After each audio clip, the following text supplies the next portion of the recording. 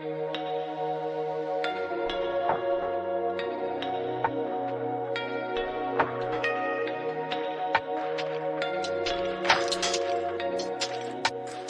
lenguaje de programación Búho tiene el objetivo de facilitar a las personas con discapacidad visual el desarrollo de programas mediante una codificación con capacidad de que un lector de pantalla narre el flujo del programa, y así que la implementación sea accesible y fácil de entender para la población no vidente. Se basa en el principio de programación literal del autor Donald Knuth, transformando una codificación cercana al lenguaje natural a un código que una computadora puede ejecutar. Para este lenguaje se implementó un transpilador que transforma el lenguaje Búho al lenguaje Python.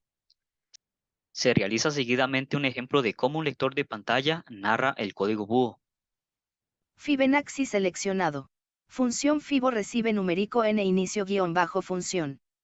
Si n menor 2 y n menor 1 inicio guión bajo sí. Devuelve n.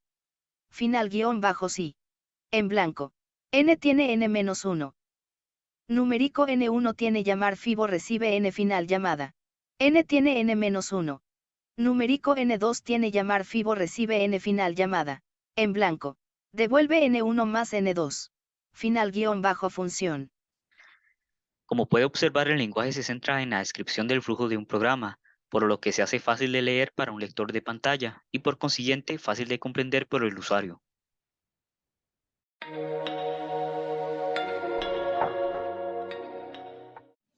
La virtud más grande del lenguaje de programación Búho es sin duda la facilidad con la que una persona o un lector de pantallas puede leerlo, y por consiguiente la inclusividad que busca nuestro lenguaje para aquellas personas con discapacidad visual.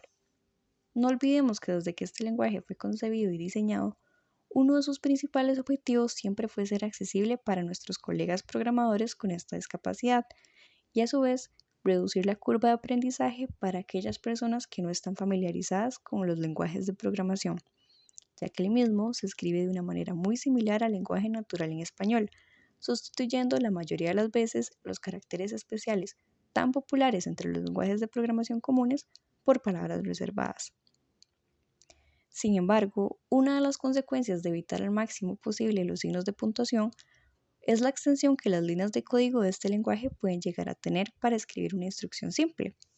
Cabe destacar que esta fue una de las razones, y por otro lado, que los signos de puntuación son esenciales hasta en las gramáticas de cualquier idioma, por las que no fue posible prescindir completamente de ellos en este lenguaje, ya que en el mismo se hace uso de la coma, el guión bajo y las comillas dobles, ya sea para identificar los números flotantes, representar el espacio entre las palabras claves e identificar las cadenas de texto, también conocidas como strings, respectivamente. En el lenguaje Búho se tiene el flujo de funcionamiento, el cual se distribuye de la siguiente manera. En la primera etapa del flujo está la del explorador, la cual se encarga de revisar que cada palabra que se haya escrito corresponda a la del lenguaje original de Búho. Seguido, tenemos la etapa del analizador, el cual será la que estará revisando que el orden de dichas palabras tenga sentido y puedan ser ejecutadas a futuro.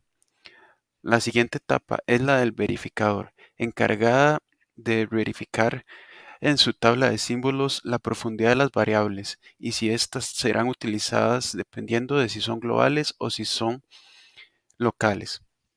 Y por último, tenemos la etapa del generador de código, la cual se encarga de ya haber realizado todo lo anterior y haber realizado el árbol en el analizador, empieza a transformar el código de Búho en un código que pueda ser interpretado por la computadora, en nuestro caso Python.